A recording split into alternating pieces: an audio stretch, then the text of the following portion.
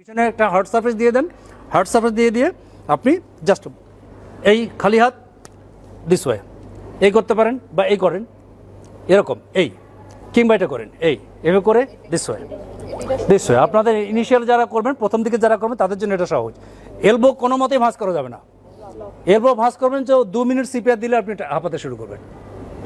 কেমন আমার বডি এরকম এমন মেকানাইজড হয়ে গেছে, আপনি দেখলে ঘড়ি ধরে দেখেন আমি 110 থেকে 115 কম্প্রেশন দিব, আমাকে কিচ্ছু করতে হবে না, অটোমেটিকলি আপনি দেখবেন যে আমার 110 থেকে 15 কম্প্রেশন হয়ে গেছে। কারণ আমার টোটাল বডির সবগুলি মাসল এই মেমোরি এই প্র্যাকটিস মুখস্থ করে ফেলছে যে কতটুকুন ডেপথে দিতে হবে, কী রেটে দিতে হবে, আমার মুখস্থ হয়ে গেছে। স্যারকে বলি, sir with due respect, Rangpur শহরে কমসে কম 5 থেকে 600 রোগী ঘুরে বেড়াচ্ছে যারা আমার হাতের সিপিআর খেয়ে এখনও বেঁচে আছে আলহামদুলিল্লাহ। কমসে কম কতগুলি রোগী আমাকে এখনও ফোন দেয়, স্যার সেদিন না থাকলে এটা হইতে ওইটা হতে, আমার বাবা পেতাম না, আমার হাজব্যান্ডকে পেতাম না, আমার ওয়াইফকে পেতাম না। হ্যাঁ, এটাই আমার কাছে মনে হয় যে ডাক্তার হয়ে আমার জীবন, ডাক্তারি জীবন সার্থক হয়ে গেছে।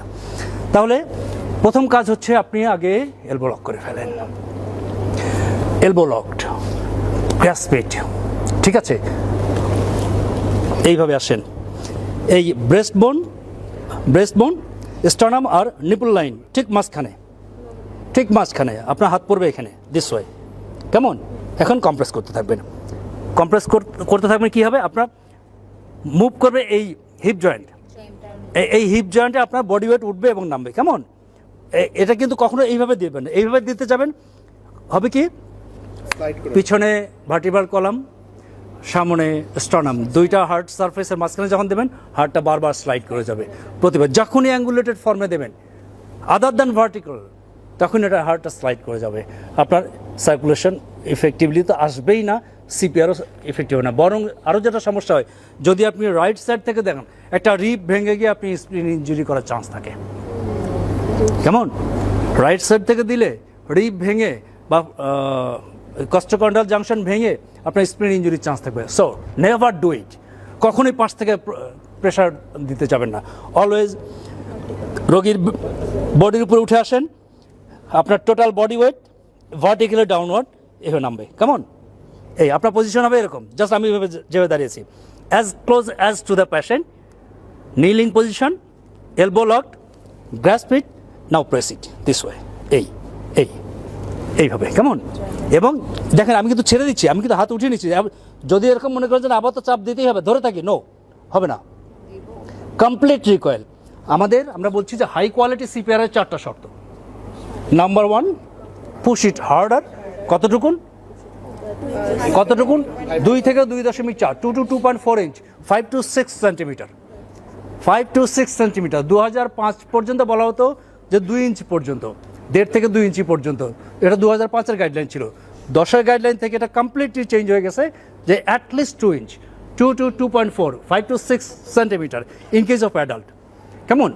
এই পরিমাণ আপনাকে হার্ডলি পুশ করতে হবে অ্যান্ড পুশ ফাস্টার। এই ফাস্টার কতটুকুন? 2005 পর্যন্ত ছিল আপ টু 100, এরপরে বলা হচ্ছে 100 to 120 কম্প্রেশন পার মিনিট। এটা দিতে দিতে আমার এমন হয়ে গেছে, আমার ঘড়ি দেখা লাগে না, কোনো দিকে তাকাতে হয় না, আমি শুধু ইন্টার্ন থেকে বলি কাউন্ট করে কত, দেখা যায় 10, 15, 16, 18 হয়ে গেছে। কেমন? এই কম্প্রেশন রেট। এবং এই কম্প্রেশন রেটে যদি আপনি কম্প্রেস করতে পারেন, there every possibility that the patient will come back to life. এটা সম্ভব। তাহলে প্রথম কাজ পজিশনিং, প্যাশেন্টের বডির নিচে আপনি সিপিআর বোর্ড দিয়ে দেবেন। সিপিআর বোর্ড কিছু ম্যানেজ করে রেখে দেবেন একদম, দেখা হলে 2:1 রেশিওতে। সিসিউতে যদি 10টা বেড থেকে আপনার 5টা বোর্ড লাগবে। কেমন? 2:1 রেশিওতে, বেডের রেশিওতে 2:1-এ আপনি সিপিআর বোর্ড রেডি করে ফেলবেন।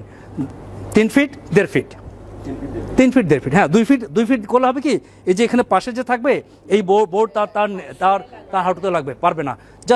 জাস্ট আপনি বডিটাকে বোর্ডের উপর নেবেন। আমাদের টার্গেট হচ্ছে যে আমার ফোর্স যেন নষ্ট না হয়, আমার যে সিপিআরের যে কম্প্রেসিং ফোর্স, এই কম্প্রেসিং ফোর্স যেন অন্য কোথাও ডিস্ট্রিবিউটেড না হয়, so that it is stuck between the sternum and the vertebral column. এটা হলো কনসেপ্ট। ঠিক আছে? আর কোনো কোয়েশ্চেন? এখন এখানে কথা স্যার স্যার পেশেন্টের ডক্টর কি পেশেন্টের রাইট সাইড আর লেফট সাইডের কোনো স্যার এখানে বিষয় হলো রাইট সাইড লেফট সাইড নিয়ে কোনো স্পেসিফিক কথা নাই, তবে যে পিট ক্রু মডেল যেটা বলা হয়েছে, পিট ক্রু মডেল বলছে তাকে লেফট সাইডে, সিঙ্গেল পার্সন লেফট সাইডে, হ্যাঁ সিঙ্গেল পার্সন লেফট সাইডে, আর দুজন তখন ওয়ান লেফট ওয়ান রাইট, দুজনই বিএলএস, এসিএলএস মেনটেন করতে পারবে না। চারজন, দুজন বিএলএস দুজন এসিএলএস, ছয়জন, দুজন বিএলএস চারজন এসিএলএস। এবং যখনই ছয়জন হবে বা চারজন পাঁচজন হবে, পাঁচজন হলে একজন থাকবে টিম লিডার, সে থাকবে হেড এন্ডে। এবং টিম লিডারের, যিনি টিম লিডার থাকবেন তাকে এই জেনে পড়তে হবে। স্যার জানেন না, আমার সম্ভবত ওয়ার্ল্ডে এমন কোনো রিসাসিটেশন গাইডলাইন নাই যেটা আমি পড়ি নাই, এবং কমসে কম 4 থেকে 5 বার 10 বার পড়ি নাই। ওয়ার্ল্ডে এমন কোনো কার্ডিয়াক সোসাইটি নেই যাদের রিসাসিটেশন গাইডলাইন আমি 5 থেকে 10 বার পড়ি নাই। কেমন? এবং এটা কন্টিনিউয়াসলি, আমি ইভেন আজকে রাতেও আমি মানে নেটে সার্চ করছি যে পরশুদিন বা গতকাল বিকেলে কোনো নতুন গাইডলাইন আসছে কিনা, নাই। ঠিক আছে, এবং এখানে দাঁড়িয়ে জন্য বলছিলাম যে আমি একই কন্টেন্ট বলে যাচ্ছি, তারপর আমার কোনোটার সাথে কোনোটা মিলে 100% মিলে, কারণ কিছু না কিছু নতুন জিনিস চলে আসে আসলে। তাহলে পিট ক্রু মডেল, যেটা পিট ক্রু হচ্ছিল এই ফর্মুলা 1-এ দেখছেন না, রেসিংয়ের গাড়ি, রেসিংয়ের কারগুলো, ফর্মুলা 1 F1-এ এসে থামলো, সাথে সাথেই মানে সবাই কোন দিক থেকে ঝাঁপায় পড়ে 3 সেকেন্ডের মধ্যে গাড়ির চাকা খোলা শেষ, দিয়ে দেওয়া শেষ, তাই না? ইট টেকস অনলি 3 সেকেন্ড। ওদের বলে দেওয়া আছে 3 সেকেন্ড করতে হবে, 3 সেকেন্ড না করলে ওই পিট ক্রু মডেল সে থাকতে পারবে না। কেমন? 30 সেকেন্ডের মধ্যেই চাকা খুলবে, লাগাবে, পাম্পিং করবে, সব কিছু শেষ, আবার F1 রান করলো। এই পিট ক্রু মডেল, এবং প্রত্যেকে জানে।